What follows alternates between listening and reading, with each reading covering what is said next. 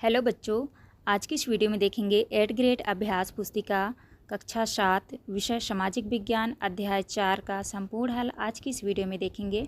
ये तो देखिए अध्याय 4 में आपका दिया है नवासंभ नगर एवं राज्य। देखिए सबसे पहले आता है आपका सही विकल्प चुनकर लिखिए। क्वेश्चन नंबर पहले में पूछा है कुल महाजनपदों की संख्या थी। तो देखिए पहले ऑप्शन में दिया है 15, 16, 17 या फिर 18। तो ये 17 जो है आपका गलत आंसर है, आप राइट आंसर लगा लीजिएगा 16। तो ये आपका सही उत्तर है। इसके बाद देखिए नेक्स्ट आता है आपका प्रश्न क्रमांक दूसरा में है दक्षिण भारत का प्राचीन राज्य था। तो देखिए दक्षिण भारत का प्राचीन राज्य था, तो आपका राइट आंसर हो जाएगा सी नंबर चोल। तो आप इस तरह से आंसर लगाएंगे। इसके बाद देखिए नेक्स्ट आता है आपका क्वेश्चन नंबर 3 में है वत्स महाजनपद की राजधानी थी। तो देखिए वत्स महाजनपद की राजधानी कौन सी थी? तो आपका राइट आंसर हो जाएगा सी नंबर कौशाम्बी। तो आप इस तरह से करेंगे। इसके बाद देखिए नेक्स्ट आता है आपका क्वेश्चन नंबर चौथा में है शिशुपालगढ़ प्रथम बार उत्खनित किया गया। तो देखिए कौन सी सन में? तो आपका बी नंबर आपका राइट आंसर हो जाएगा 1948 में। तो आप इस तरह से लगाएंगे। इसके बाद देखिए नेक्स्ट आता है आपका क्वेश्चन नंबर पाँचवा में है महाजनपदों का अस्तित्व समाप्त हुआ। तो देखिए महाजनपदों का अस्तित्व कब समाप्त हुआ? तो आपको राइट आंसर लगा लेना है डी नंबर 400 संपूर्ण ईसा पूर्व तक। तो देखिए क्वेश्चन नंबर 5वें में आपसे पूछा है क्वेश्चन नंबर 5वें में है महाजनपदों का अस्तित्व समाप्त हुआ। तो देखिए 5वें का जो है आपका राइट आंसर हो जाएगा डी नंबर। तो आप इस तरह से आंसर लगा लेंगे। यहाँ पे आपकी विकल्प वाले क्वेश्चन कंप्लीट होते हैं। इसके बाद देखिए नेक्स्ट यहाँ से आपकी स्टार्ट हो जाते हैं रिक्त स्थान वाले क्वेश्चन। क्वेश्चन नंबर 6 में देखिए पहला क्वेश्चन है भारत की प्रथम नगरीय सभ्यता को सभ्यता भी कहा जाता है। तो यहाँ पे आप भर लीजिएगा सिंधु सभ्यता भी कहा जाता है, तो आप भरेंगे सिंधु सभ्यता। दूसरे में है मगध महाजनपद वर्तमान भारत के बिहार राज्य में स्थित था। तो यहाँ पे आप भरेंगे बिहार।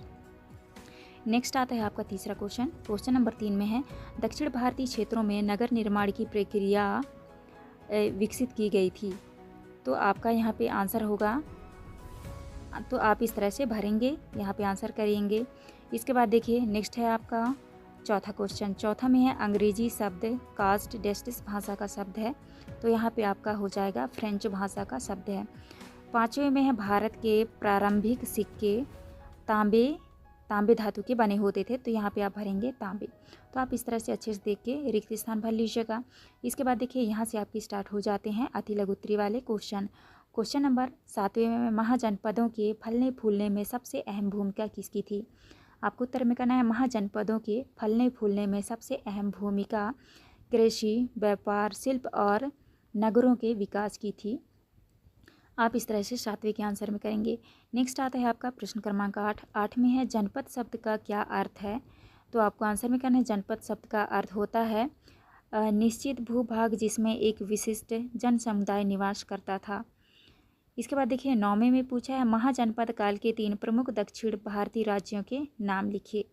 आपको आंसर में करना है महाजनपद काल के 3 प्रमुख दक्षिण भारतीय राज्य थे चोल, पांड्य और चेर। तो आप इस तरह 9वें के आंसर में करेंगे। नेक्स्ट आता है आपका 10वां क्वेश्चन मुद्रा सिक्का प्रणाली का विकास मुख्यतः किस कारण हुआ? तो आपको आंसर में करना है मुद्रा सिक्का प्रणाली का विकास मुख्यतः व्यापार के विस्तार और विनिमय को सुगम बनाने के कारण हुआ।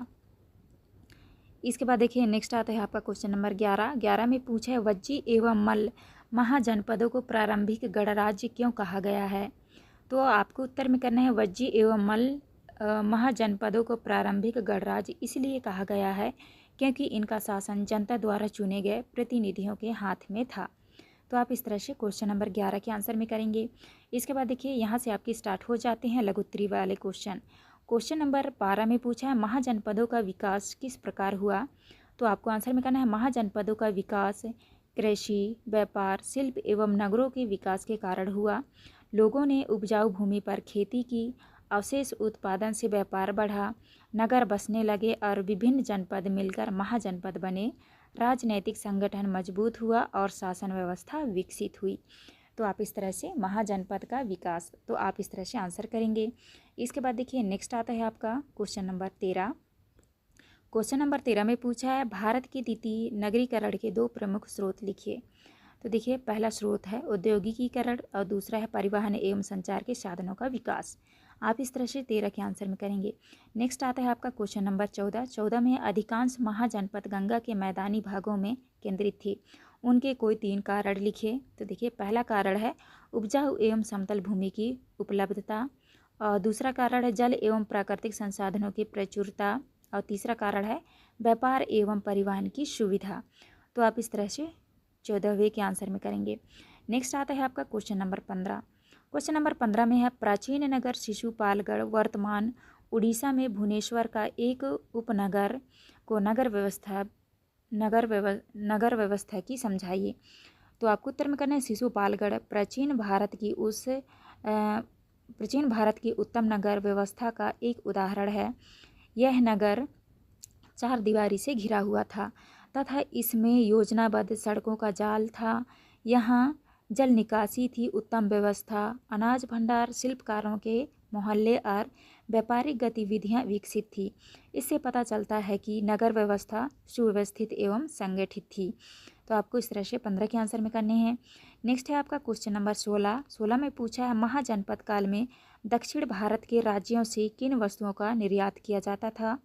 तो आपको उत्तर में करना है महाजनपद काल में दक्षिण भारत के राज्यों से मसाले, मोती, हाथी दांत, कीमती पत्थर, वस्त्र, सूती एवं रेशमी और धातुएं, सोना चांदी आदि वस्तुओं का निर्यात किया जाता था। आप इस तरह से 16 के आंसर में करेंगे। इसके बाद देखिए यहाँ से आपके स्टार्ट हो जाते हैं दीर्घोत्तरी वाले क्वेश्चन। क्वेश्चन नंबर 17 में पूछा है सिंधु घाटी सभ्यता की निवासी ग्राम जीवन शैली की ओर क्यों लौट आए थे। तो आपको उत्तर में करना है सिंधु घाटी सभ्यता के निवासी ग्राम जीवन शैली की ओर इसलिए लौट आए थे क्योंकि नगरों का पतन होने लगा, व्यापार एवं शिल्पकार कम हो गए, जलवायु परिवर्तन एवं प्राकृतिक आपदाओं के कारण जीवन कठिन हो गया और कृषि कार्य की ओर ध्यान देने से ग्राम जीवन अधिक सुरक्षित एवं स्थिर प्रतीत हुआ। तो आपको इस तरह से 17वें के आंसर में करेंगे। नेक्स्ट आता है आपका क्वेश्चन नंबर 18। क्वेश्चन नंबर 18 में है जनपद काल की शासन व्यवस्था लोकतंत्रात्मक व्यवस्था थी, इस अध्याय के आधार पर लिखिए। आपको उत्तर में करना है जनपद काल की शासन व्यवस्था लोकतांत्रिक थी। जनपद के सभी सदस्य सभा और समिति नामक संस्थाओं के माध्यम से शासन में भाग लेते थे। राजा का चुनाव होता था और वह जनता की भलाई तथा नियमों के अनुसार शासन करता था। महत्वपूर्ण निर्णय सभा और समिति की सहमति से लिए जाते थे। आप इस तरह से 18 के आंसर में करेंगे। नेक्स्ट आता है आपका प्रश्न क्रमांक 19। 19 में है प्रथम सहस्त्राब्दी में विकसित 2 मुख्य संचार भागों को विस्तार से समझाइए। देखिए पहला है दक्षिणापथ। उत्तरापथ तक्षशिला से प्रारंभ होकर उत्तर भारत के राज्यों से होता हुआ पूर्वी भारत तक जाता था और दक्षिणापथ अवंती उज्जैन से प्रारंभ होकर दक्कन के राज्यों से होता हुआ दक्षिण भारत तथा जाता था। इन भागों से व्यापार, विचारों और संस्कृतियों का आदान प्रदान होता था। आप इस तरह से 19 के आंसर में करेंगे। नेक्स्ट आता है प्रश्न क्रमांक 20। 20 में है वर्तमान भुवनेश्वर कौन से समुद्री तट पर स्थित है, इस पर नगर निर्माण की प्रक्रिया के बारे में लिखिए। तो आपको उत्तर में करना है वर्तमान भुवनेश्वर पूर्वी तट बंगाल की खाड़ी पर स्थित है। यह क्षेत्र समुद्र के निकट होने के कारण व्यापार और संपर्क के लिए उपयुक्त था। नगर निर्माण की प्रक्रिया में योजनाबद्ध तरीके से सड़कों, बाजारों, मंदिरों और जलाशयों और आवासीय क्षेत्रों का निर्माण किया गया। शासकों तथा व्यापारियों के सहयोग से यह नगर धीरे धीरे विकसित हुआ और एक महत्वपूर्ण केंद्र बन गया। 20वीं के आंसर में करेंगे इस तरह से। नेक्स्ट आता है आपका क्वेश्चन नंबर 21। 21 में पूछा है द्वितीय नगरीकरण को विकसित करने में लौह धातुकर्म की तकनीक ने किस प्रकार सहयोग किया है। तो आपको उत्तर में करना है लौह धातुकर्म की तकनीक ने द्वितीय नगरीकरण को बहुत सहयोग दिया। लौह के उपकरणों से जंगलों की साफ सफाई, कृषि कार्य, भवन निर्माण और रक्षा के साधनों का विकास हुआ। इससे उत्पादन बढ़ा, व्यापार को बढ़ावा मिला और नगरों का विस्तार हुआ। लोहे की उपलब्धता ने आर्थिक उन्नति और समाज के विकास में महत्वपूर्ण भूमिका निभाई। तो आप इस तरह से क्वेश्चन नंबर 21 के आंसर में करेंगे। तो प्यारे बच्चों, यहाँ पे जो है हमारी वीडियो कंप्लीट होती है। इस वीडियो के माध्यम से जो है हमने सारे क्वेश्चन के अच्छे से आंसर हमने करा दिए हैं। आप अच्छे से देख के अपने वर्कबुक में लिखिएगा और चैनल में न्यू है तो चैनल ज़रूर सब्सक्राइब करके जाएं, जिससे कि आने वाली हर एक वीडियो के नोटिफिकेशन जो है आपको सबसे पहले मिल सके। तो चलिए मिलते हैं अब नेक्स्ट वीडियो में।